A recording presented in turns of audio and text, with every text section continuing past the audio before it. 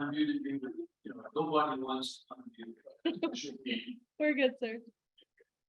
So, just first of all, my thanks to everybody for showing up. And, I think the topic that we're going to talk about today is probably the most important topic that we have to have as a profession, as a sub-profession within the Army.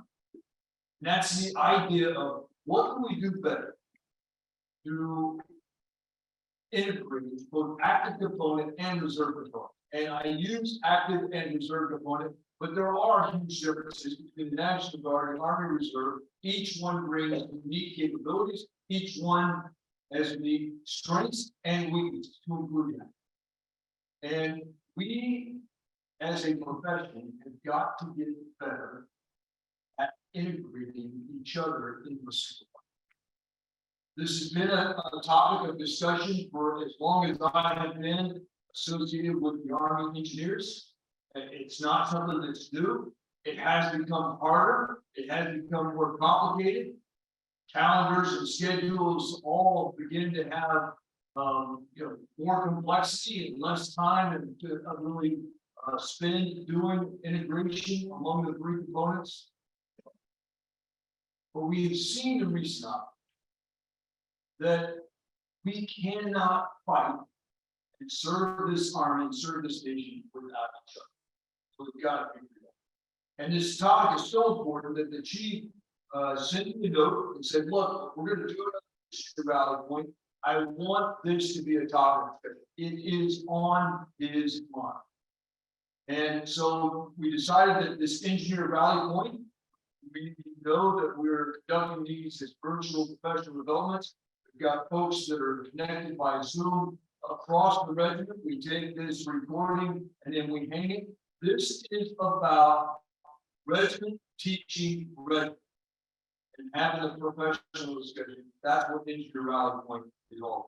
And I am super excited about the panel that we've got split here. We're going to walk through a little bit of varied backgrounds and think about, okay, some recent operations where we've had this active component reserve component integration, both the successes and the challenges.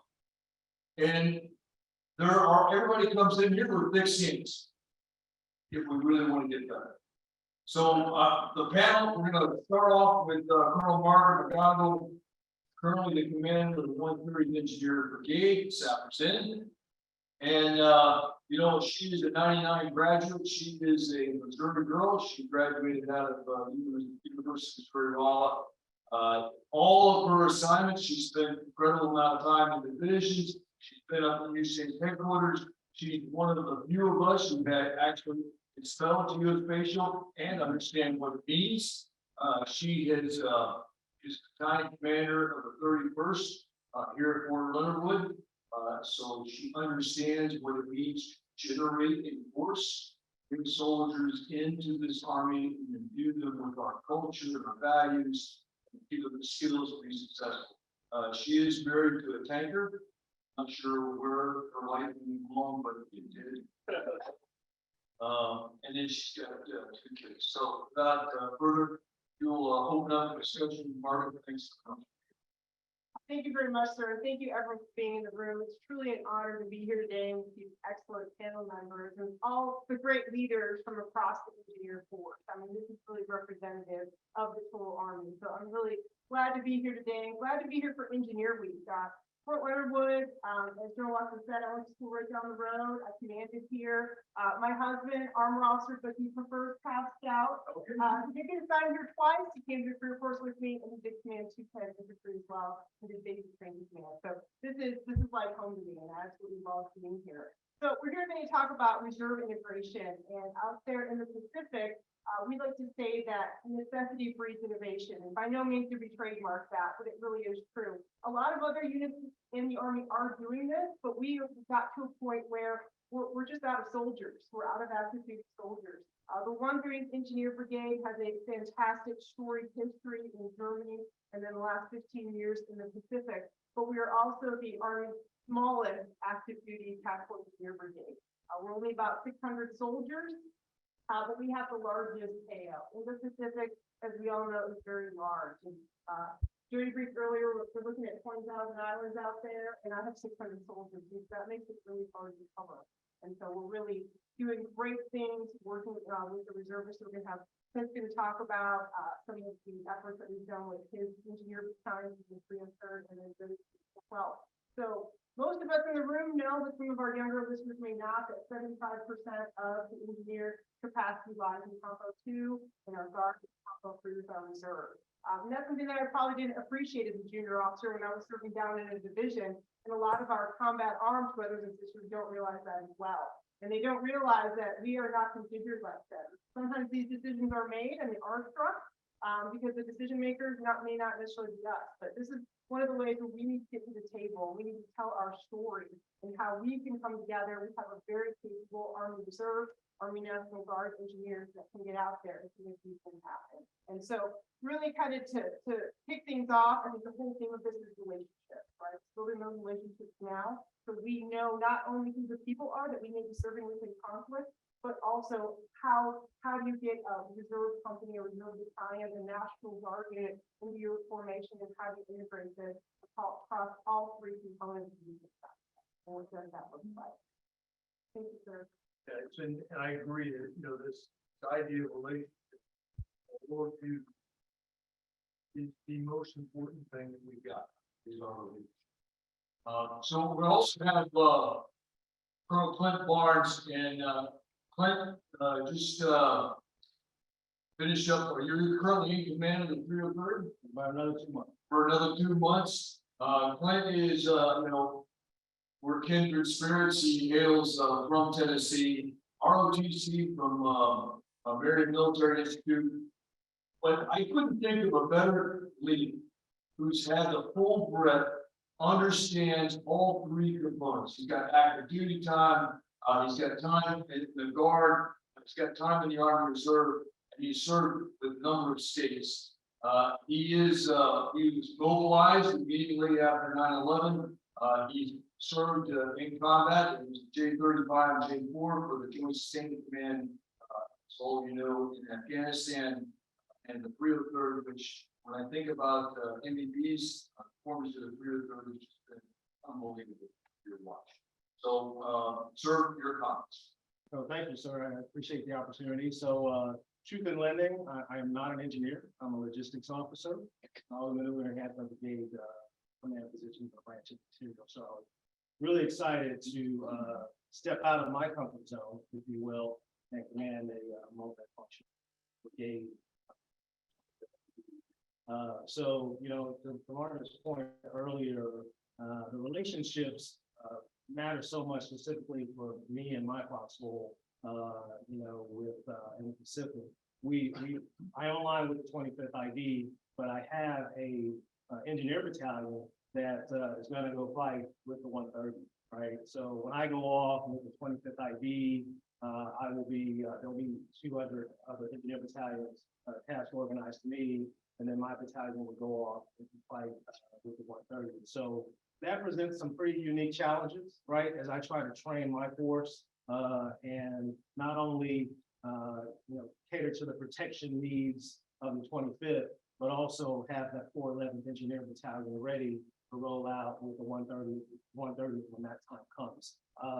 We are, victims of the tyranny of distance in the Pacific. I've got units in Alaska, Guam, American Samoa, 3 Alaskan islands, 3 Hawaiian islands, and so we're just kind of all over the place. And so to get out and see those soldiers, see them train, and get them up to speed on the readiness is a challenge. Not only when you think about, for those of you who may not be Compo 2 or Compo 3, just being a reservist writ large has its challenges because we only have so many training days a year, right? The majority of our force has civilian jobs, and that's what's putting bread on the table. So how do we help them prioritize their commitment to the nation, their commitment to their brothers and sisters in arms, as well as what they have to do for their families and civilian job? It's a very unique balance, and the soldiers are fantastic. Let me just give a plug for the entire reserve component writ large and how these soldiers manage their careers as well as their civilian careers as well as their Army careers, and they do a fantastic job at both. So I'll talk a little bit more in the discussion, sir, but thank you for the opportunity to be here. And on behalf of General Sequin, he sends his regards to you. Well, I appreciate that. And, I want to just introduce the rest of the panel if I can. Chief Davis is, no stranger to here, to the staff here at Fort Leavenworth. He is the senior warrant officer advisor, to USACE, the, NISCO, DCG. Here's another soldier who has had incredible experiences in both the, active guard, the Army Reserve, totaling 37 years, if I got that right. Chief? 37 years serving across this army, and then last 25 years as a officer. Chief, any opening comments before we move on? No, sir, I'm glad to be a part of the panel, and I think that it's good to amplify the necessity for an ACRT relationship because of the work that it shows our reserve component soldiers they have to the big fight, and it also opens up the soldiers that are in the active duty to see what other opportunities if they happen to choose to leave the active component. So both of those I think are important, and ACRT exposes them to them. Yeah, thanks, Chief. And then our final panel member, before I get to the commandant, Colonel Jody Smith. Jody and I first ran across each other. We were on a warfighter together. She was at that time commanding the 302nd Enhanced Brigade as a commander. She also brings tremendous experience, not only as a Department of the Army civilian, but also in the Army Reserve. She was active duty. She too was in a topo unit for a while, and then transitioned to the hammer time of the 62nd Engineers. And but she also seen USACE at work in a contingency operation. She figured very largely in the Transatlantic Division, being one of their forward deputy commanders, also in charge of capturing the lessons learned that we had in those major operations. Jody is currently the G3 for the 412 Tech. We're going to get a theater engineer command perspective here. Jody, the opening. So thank you so much for that introduction. My commander is here in the audience today, so I'll be representing the 412 Theater Engineer Command. And I'm looking forward to this conversation. We spent a lot of time thinking about how we can appropriately integrate and create one fighting force. So please ask any questions that you're looking for, especially with reserve. We're under a cloud. A lot of people are embarrassed to admit we don't know a lot about it. So, we're here to answer all your questions today. And so the last panel member is somebody that with tremendous respect. I call my commandant, and so please any particular comments you want to go about. Sir, just a few things. Thanks. Thanks for AEA for pulling this all together during this awesome week. We're engineers from around the world come to celebrate being engineers. I guess I want to open with this. You think about our Army and our regiment without the National Guard and Reserve are strategically insulting. We cannot do the things that we need to do without the Guard and Reserve. All right. So from that fact comes the point that we must integrate, must understand each other better, or else we will not be able to accomplish what the nation needs us to do. I'm in the business of thinking about the future of the regiment, and some things on my mind that are particularly involved the Guard and Reserve.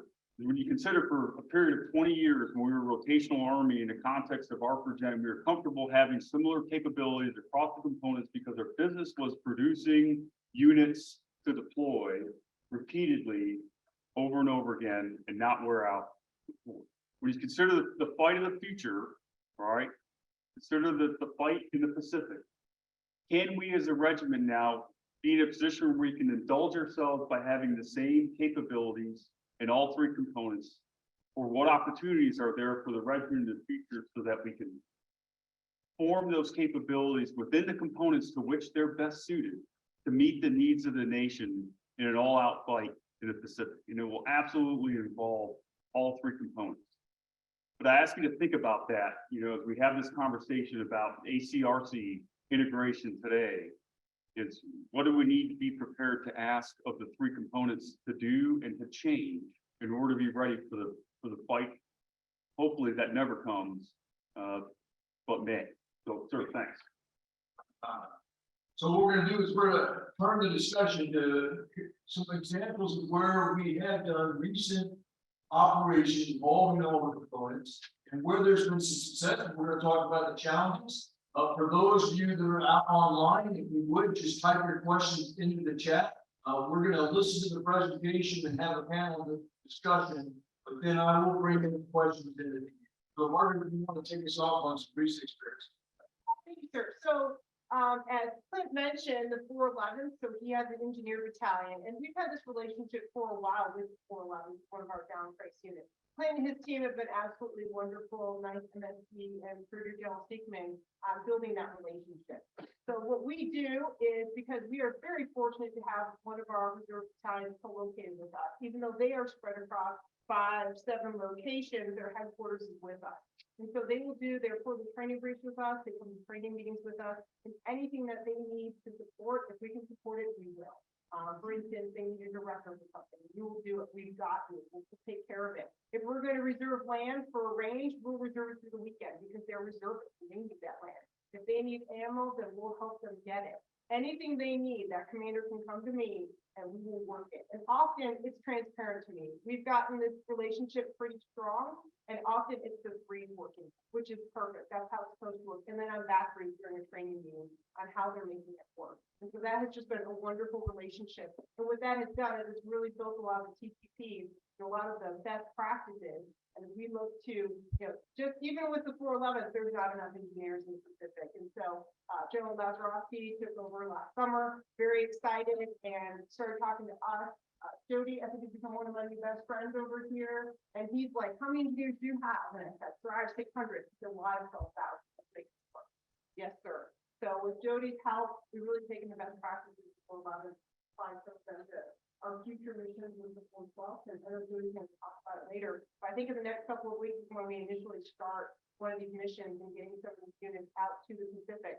As we look at one of our Operation Calculus exercise, where we'll actually have guard, reserve, and active component working together, which is really, really exciting. So we also have Captain Brown on the line, Captain Michelle Brown. I just want to give a little quick intro, sir, and then Michelle will kick it off. Okay, and before we do that, so Clint, your perspective on, where you come at this relationship that you've got with 130? So I've been lucky to have, like Mark said, we're on Fort Shafter Flats.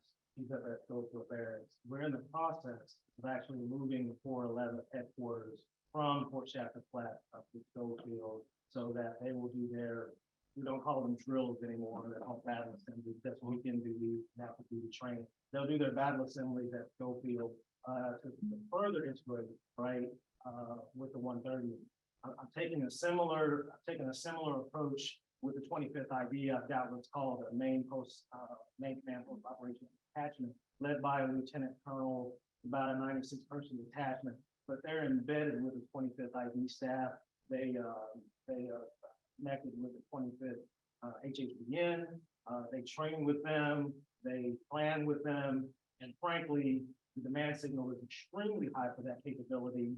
And as an example of that, barely halfway into the fiscal year, the majority of that force has expended all of their training days. They've expended all of their inactive duty training days. We're putting them on ADOS orders to continue to work with the 25th ID. So the demand signal is there. So the final point is this. The success that we've had with integration has been taking those reserve component soldiers, I have to use my AGR soldiers, but putting them, basically in the headquarters with an active component unit that they're going to be working with, so that there is that habitual relationship. And when they see this 303rd or the 303rd NEV patch, they're not like, who's that? Where does it come from? They know who we are and what we're there to do. They're very familiar with us from the get-go. So when the balloon, goes up, we're not trying to figure out who the other person is at a motor station. Yeah, so you're making a huge investment, building those places we already talked about on the front end. And, it's just amazing. So the two of you, before we get into Cobra Gold, and when you think about this relationship you have, do you think it is specific to your theater because you're both out in the Pacific region? Or is this something that we can export across all of our footprints, where we have active component and reserve component, National Guard in close proximity? They may not be on the same place, but certainly within the same. How would you tackle that? And Lynn, I'll open it up to you if you've got that perspective. Sir, I think it should be exportable. I will tell you, general, so you've been talking about it. And again, it goes back to my earlier point that we have some connective tissue, way left in that, right?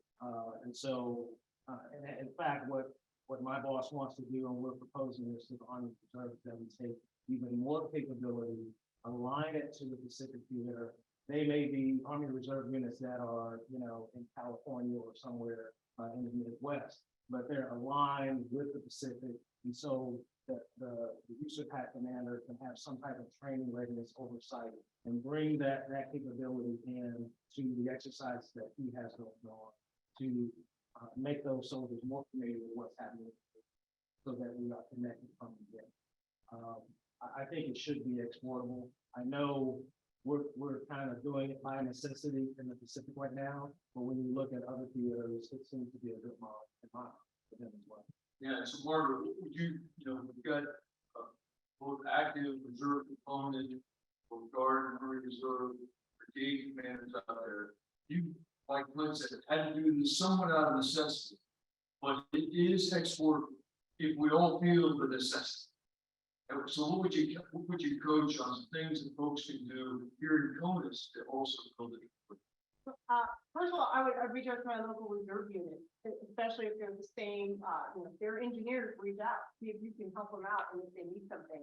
And then they probably belong to one of the techs. They probably belong to 412 and the 416. Find out who they belong to.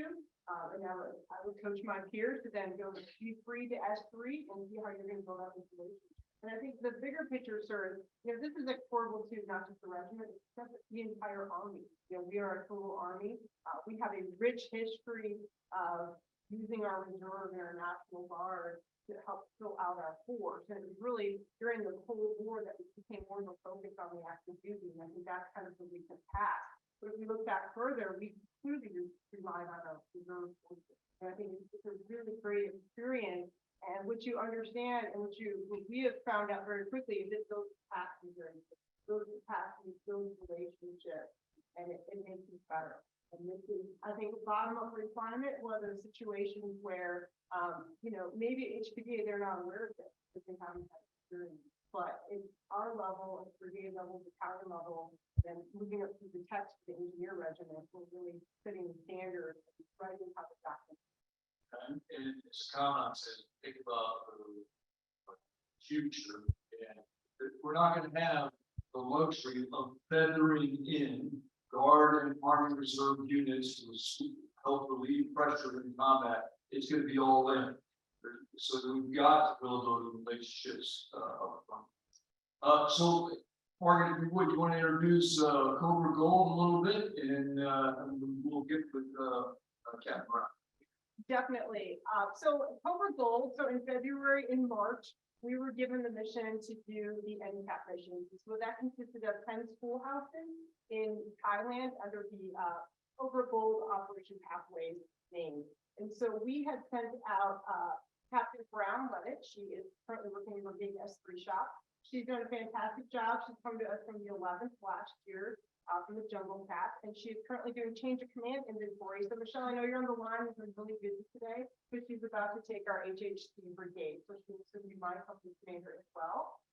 She did a fantastic job, and we sent her out there with our senior construction technician, and also with our maintenance support. So in the 130, because we are so small with, we have a full battalion and brigade headquarters, and we have a small battalion of about 450 people. But sometimes you might not be an engineer, but you're in an engineer unit, so you're gonna go to engineer stuff. And so it's really all hands on deck, and we have a fantastic relationship across the staff, and they are really behind the engineer mission. So Michelle did a great job out there for 6 weeks, alone and on a parade, not just representing the 130, but representing the nation. And she had pride component across the regiment and also some other joint services that were helping as well across the Indian Joint. Yeah, so let's do a contact. Michelle, are you on okay? I am here. Hello, everyone. Thank you, ma'am, for that introduction. Yeah, so Michelle, first of all, don't forget your, you know, Is you that guys with your man, really looking for your reports of survey on that. Oh, Michelle. So you've already heard sort of the old parts in the room wax eloquent about relationships, but you lived it on the ground where you brought multiple components, multiple services together, single vision. So can you give us a little bit about what the secrets of success in Cobra Gold and also some of your challenge?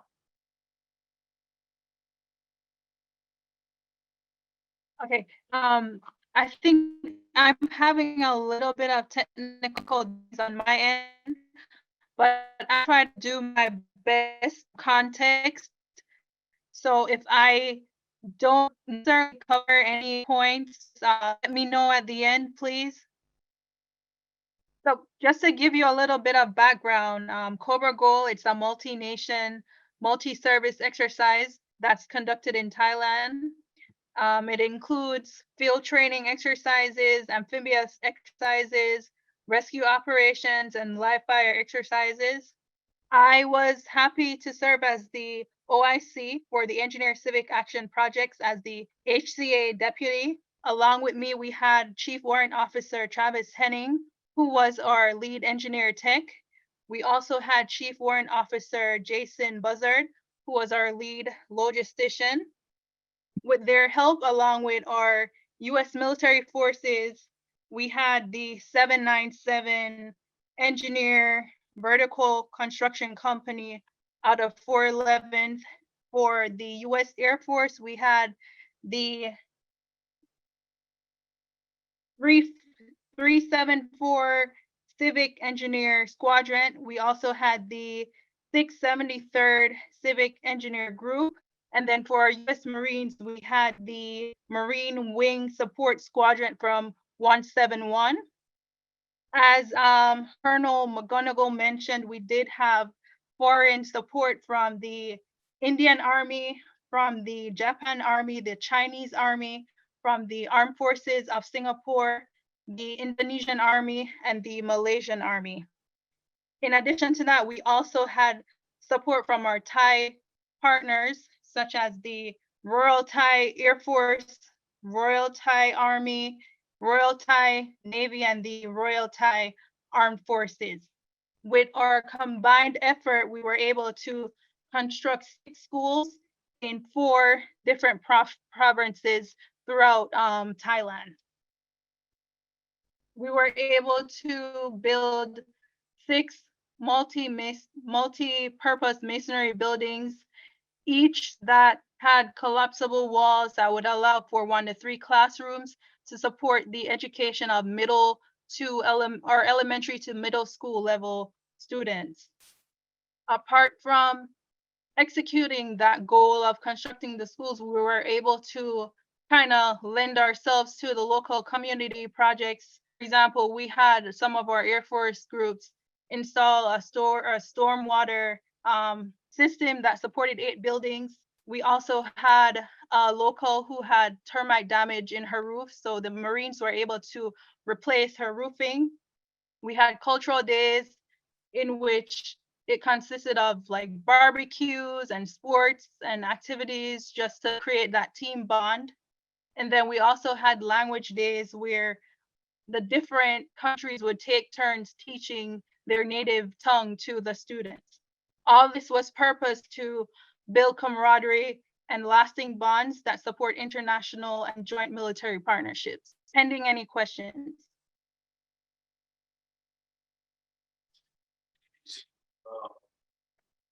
Scale of success, and be able to bring a very diverse team together, unify them in a single purpose.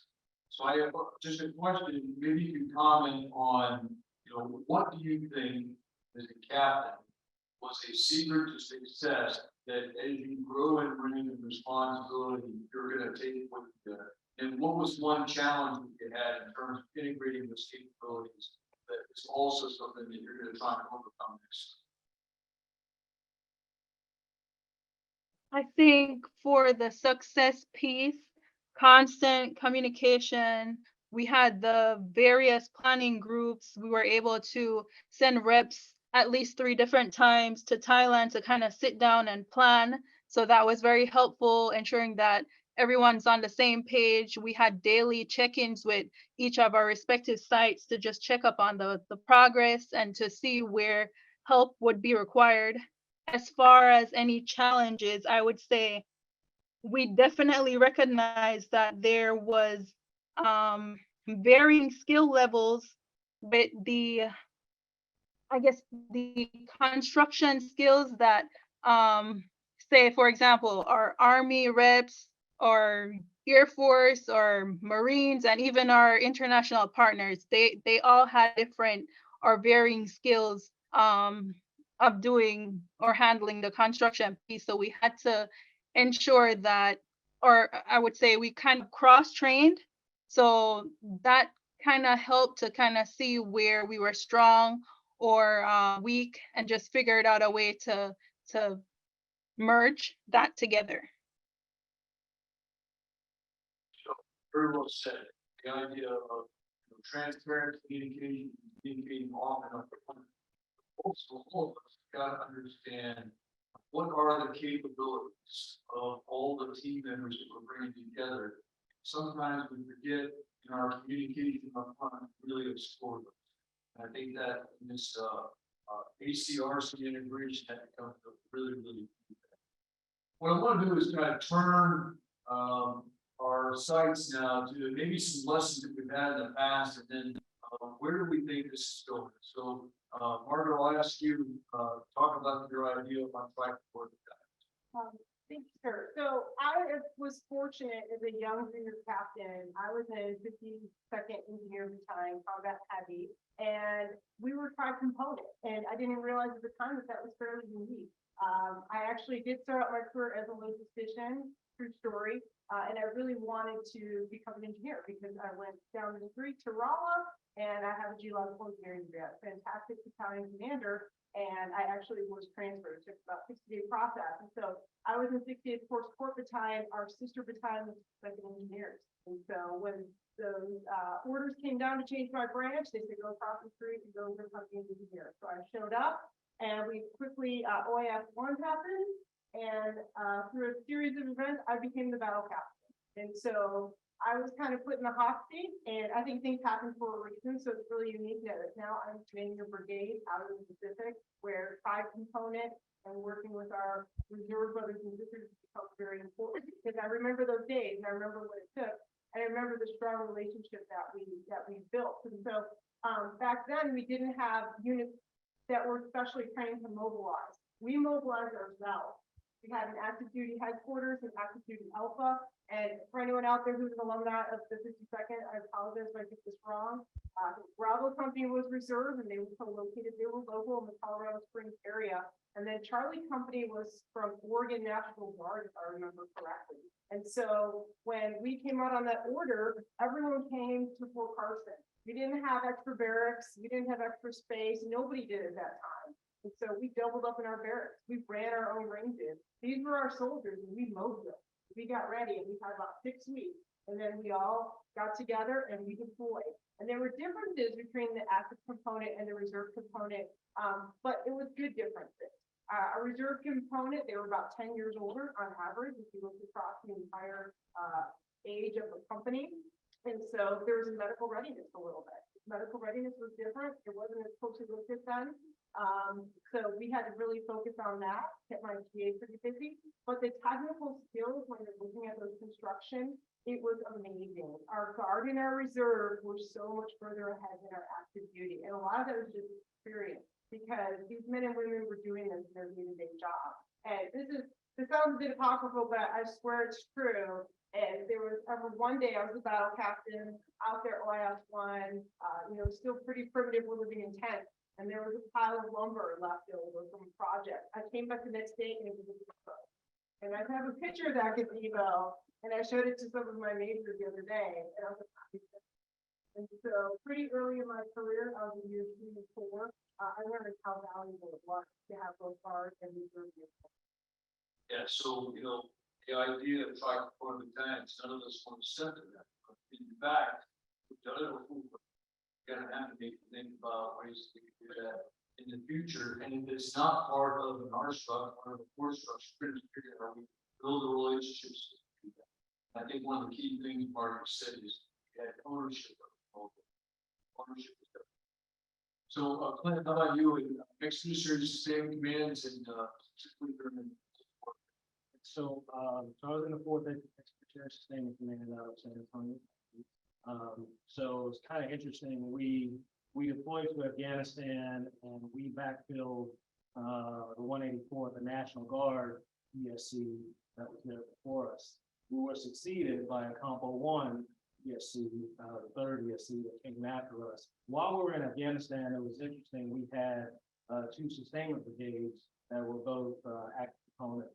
At one time, we had the 82nd, the 101st came, and then later on, 10th Mountain, I think, Afghanistan, brought their sustainment brigade that was there. So, you've got a Army Reserve, 1-star, with 2 Compo 1 or 6s, and then we had a Compo 3 movement control battalion that felt directly under us as well, with a few Navy personnel in our staff that made us join, if you will.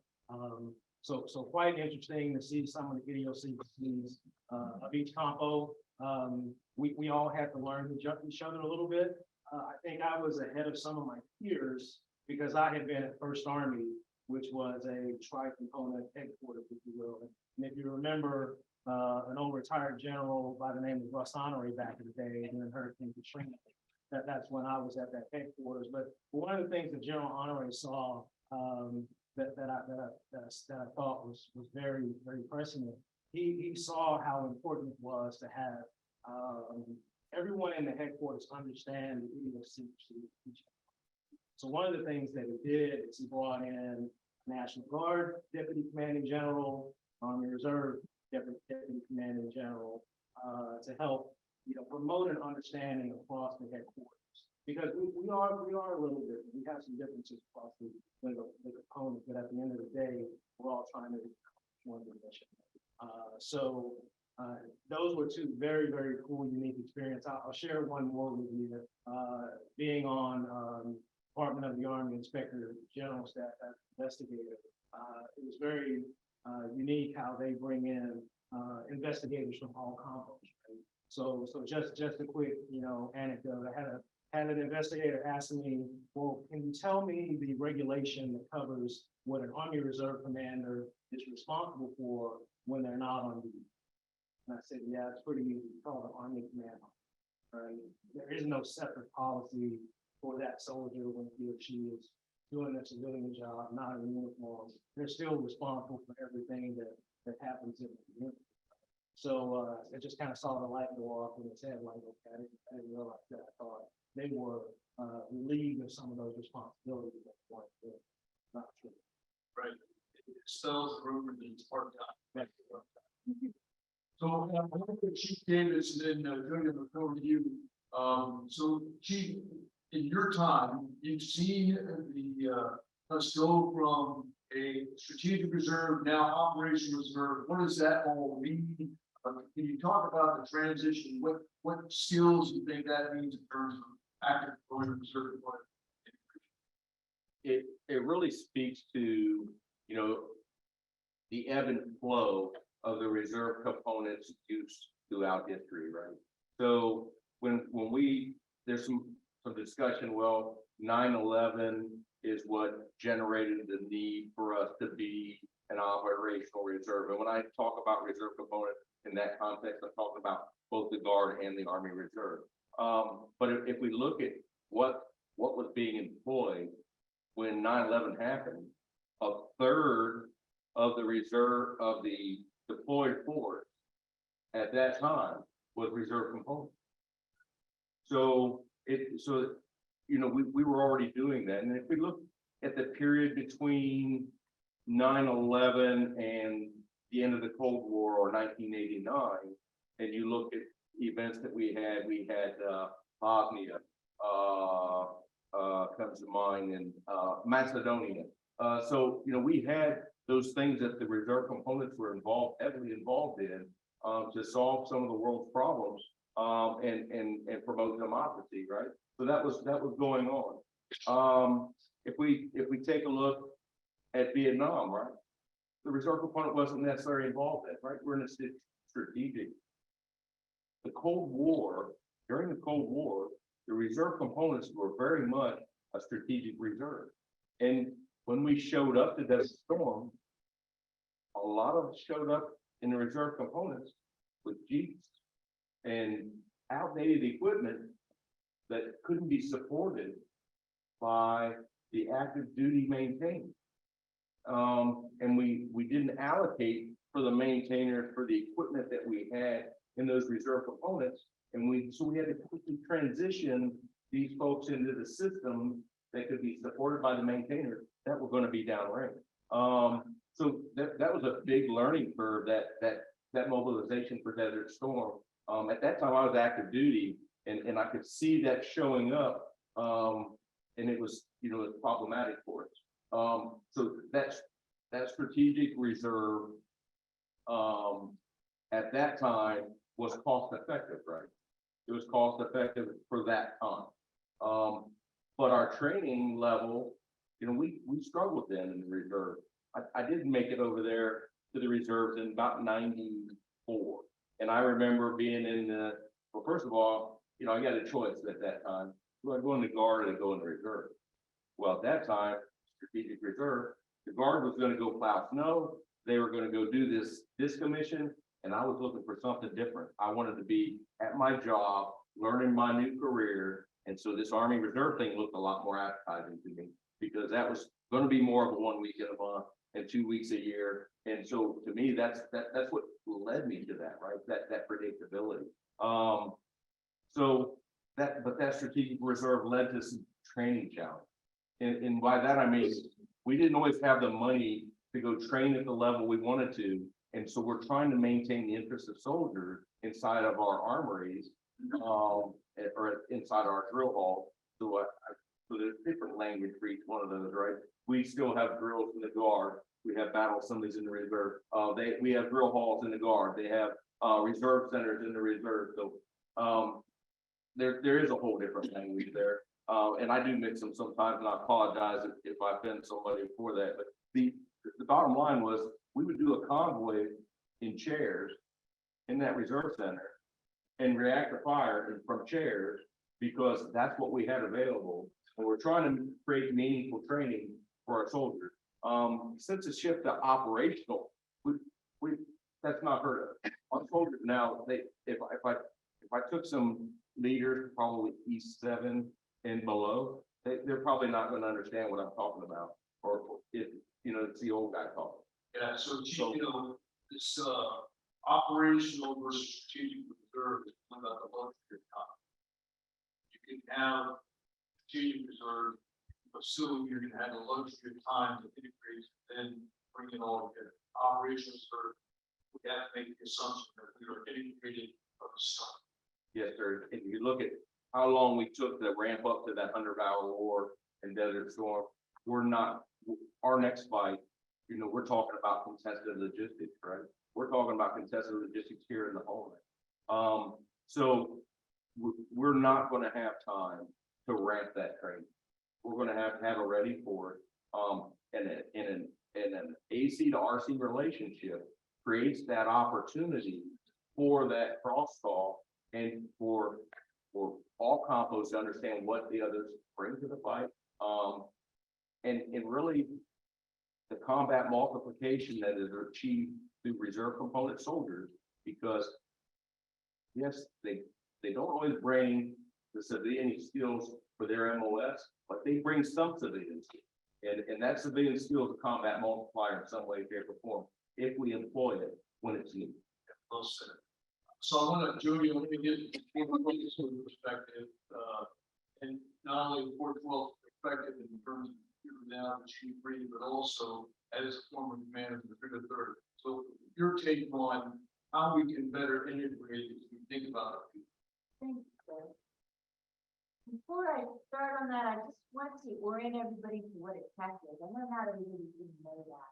We've got about 10,500 soldiers and it goes up and down. We have 4 brigades, we have 13 battalions, and we have a general officer who's in charge of 2 deputy commanders. One of our brigades is in Med.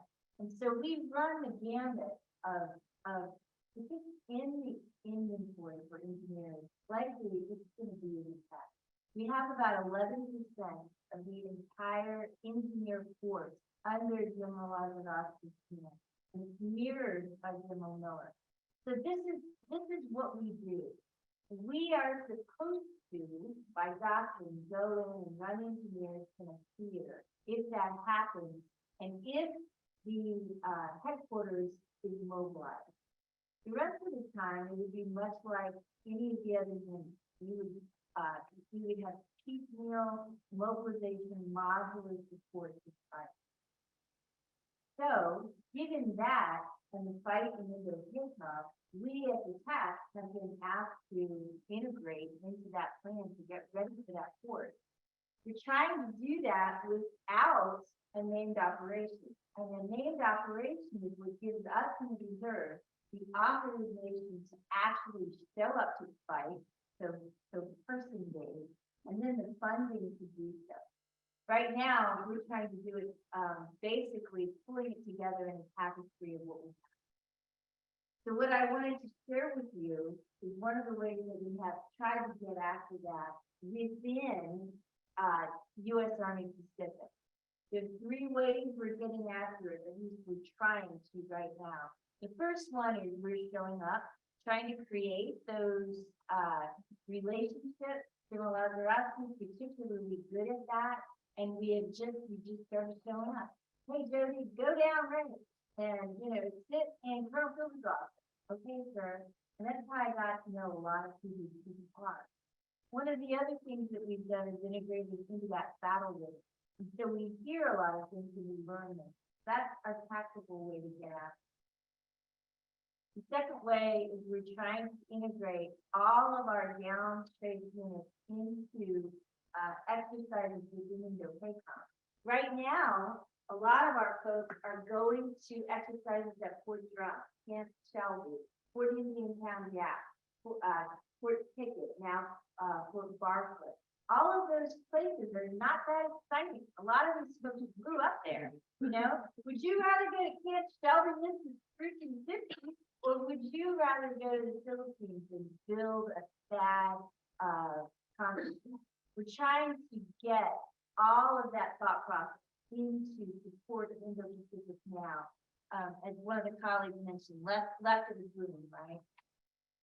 So that's the first way, is through presence. Second, operationally, through exercises. The third way is we're trying to write ourselves into one of these contingency plans. We don't have the ability to do that for all of them. So we're targeting one, and the rest of them we will work on a matrix of work. So those are the ways that we're trying to get after it.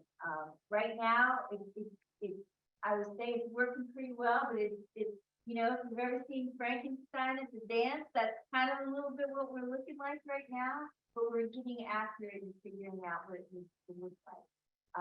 And I'm happy to answer any questions about how specifically we're getting after it. Yeah, so you really talking about it is your operationalizing a mindset in the text that this is an operational reserve. We've got to integrate as much as we possibly can right now in our daily business. Correct, yes, sir. And then how do we get that? We're paying all of our appropriations. Let's make this. And it's our basketball front food. I want to go, do we have any questions on, We do have one online, sir. yes, what's the question online? So it's from Captain Sean Opdahl. I apologize if I mispronounced that. And it comes from a couple of observations that he has first and then a question following. Observations as both RTU and OCT. The EAB units are typically underutilized or tasked outside of their specialties. Command support relationships are strained because the BEB is so full and maneuver commanders don't have experience training with the EAB units. Another observation is that training objectives are typically not achieved or only partially achieved. And his question is there shared value across the components and task organizing EAB engineer units to maneuver brigades for CTCs? Anybody want to take that on? So a little bit of the training. I could cover it a little. Yeah, please. I can cover a little bit from the compo too. Can you hear me all right? Sure. That's exactly what we're seeing in the compo two side National Guard. For those who don't know, John Pippy, I'm the Deputy Chief National Guard for National Guard Affairs. I represent all compo two engineers. My other dual staff hat, I'm the active 20 ID commander for our brigades that are still at home that aren't at Shield. What we're seeing too is that challenge. I'll talk about a little on Sunday morning. So we are focused on divisional alignment at the National Guard right now for all our maneuver support. We're adding sustainment to that. And then the next piece of that is we're adding echelons above brigade, all the, because you have to start somewhere. So you start maneuver support, logistics. Now it's echelons above brigade. And what I think is real important here is if we have those relationships, proximity that you talked about, we go to CTCs, I get units going to JRTC, NTC regularly, actually twice a year. And we never can fill all the slots.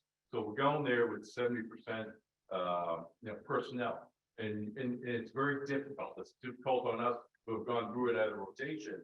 So one of the things you're going to start hearing from National Guard is we have to take a whole of guard approach, which means if I'm short a sapper company, I don't care where I get it from. I want a sapper company. And if there's a sapper company out there or a conglomeration of sappers that can come in, that will create generational readiness. I still remember the lessons I got from first cab in 1993 at NPC. Those lessons haven't changed. I still have dust from it. So I think one of the things we can do is you guys have been talking about it, by building those relationships, we'll have that connectivity and that tissue that we can pull and hopefully have more conversation. Now, when everything's great, we'll be playing this 2 years ahead of time, right? So we won't be just looking for people to fill in 9 months prior to your rotation. But that is exactly what we're looking to do in the Guard, because as we want to continue relevance, we need to have the men and women fighting at those training at those rotations, and we need to be at 100%, because that will create the next generation of leaders. So John, it's really taking a look. This idea of tri-component diamonds. You can find that way today, what we got in here. And in the active component, we say that the BEP is the C2 receptacle for echelon flow regardless of the component. So they need certain component. 100%. I mean, that's how we fight. I've been in all three conflicts. That's how we fight. Let's just train that way. Yeah, it's pretty cool. Is there another question? That's all we've got online, sir. Okay, yeah, in fact.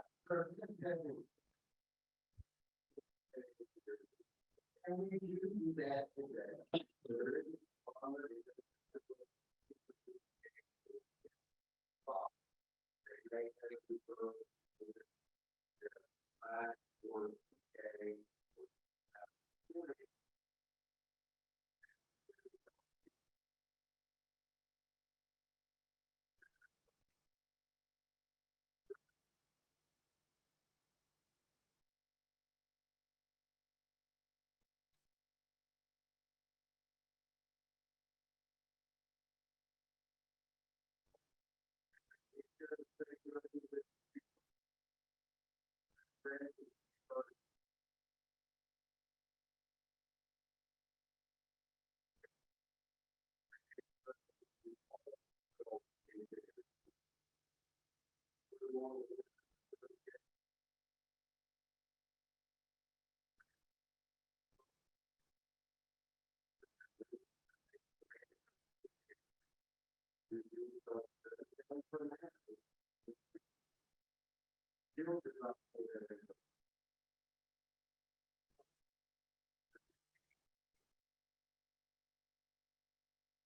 to your point, this is responsibility of us.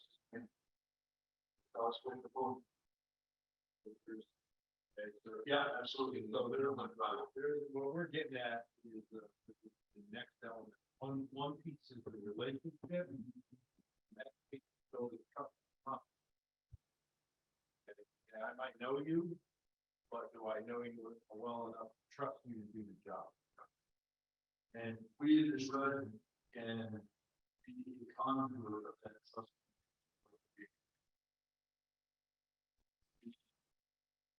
So, I think we're just having everybody, I'll say the relationship over fun.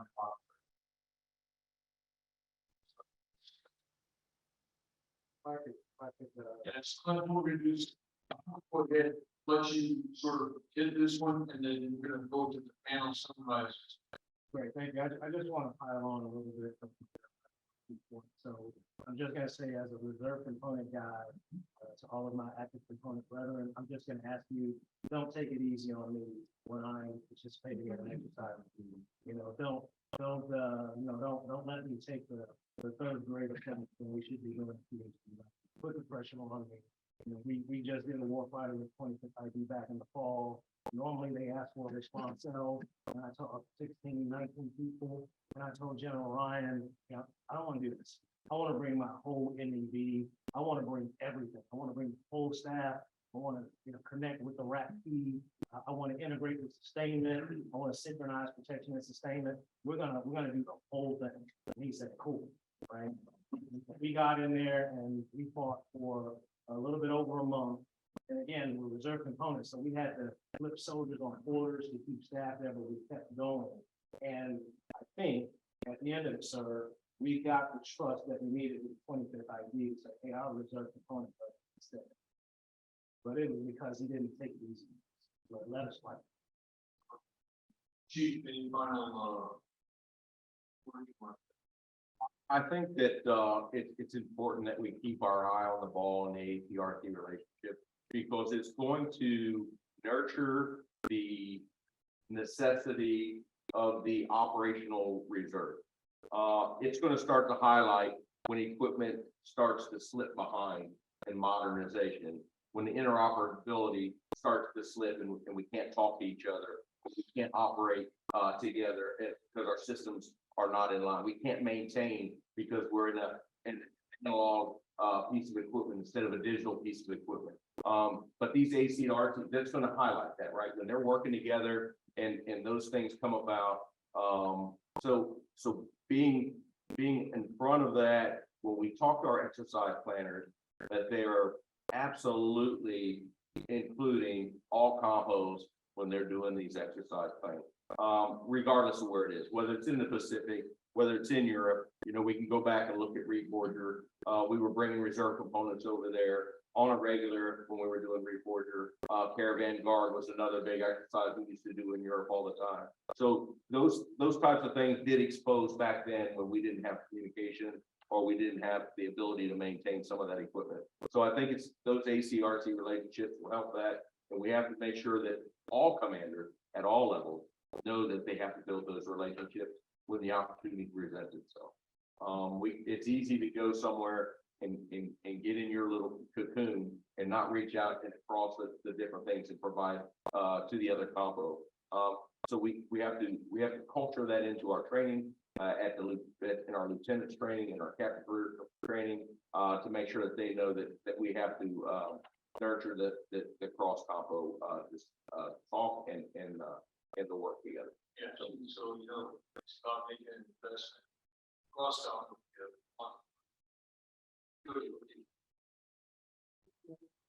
So just don't be afraid to reach out to each other. I think Margaret made a great point about some of the differences in the things that we bring to bear on the fight. Experience is often one of those things. Civilian expertise that we bring in, regardless of whether or not we're a dozer operator in a training capacity, we're bringing something to the fight. And please, don't assume that we don't know what we're doing, but don't necessarily assume if you're a Compo 1 that we do. We might need, we're like, sometimes we need somebody to tell us, okay, have you looked at this document? Have you done it this way? Have you researched this? Sometimes the answer is, thank you for that. We'll need to brush up on. So understanding that document is a really, really important point of how we as a tri-component force get it. So thank you all so much. Margaret. We have a rich history of working together as a total force, and I'm looking forward to future opportunities. In the Pacific, the demand for engineers grows. It grows every day, every time we check our email, every time we go to a meeting. People want logistics and they want engineering, and how we get after that, how we build that posture for engineers. Sergeant Major Dirk and I, our brigade sergeant major, we're out looking at our system Palau. We went to television from the site. We found a survey marker from 1948 from the and I was like, we were everywhere. And we're coming back and we didn't. So Margaret, the issue is on.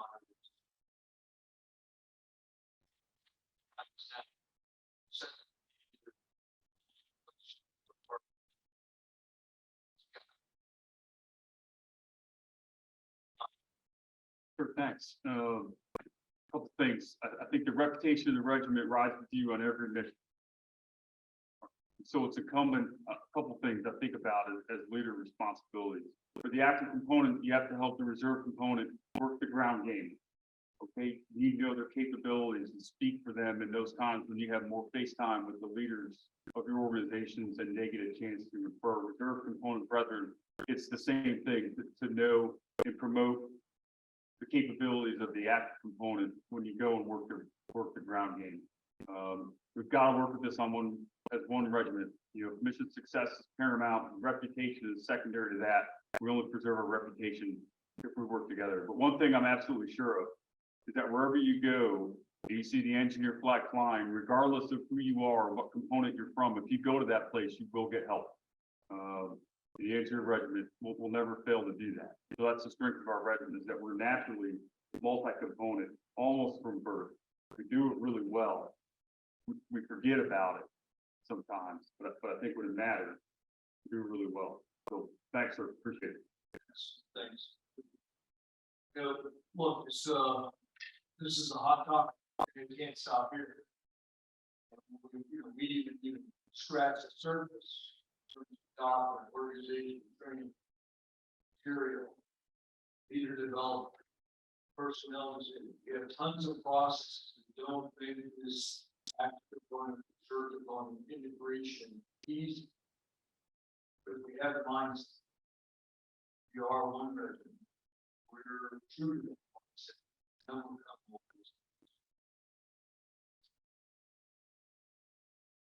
So I want to thank the panel very much. Let's give them a round of applause.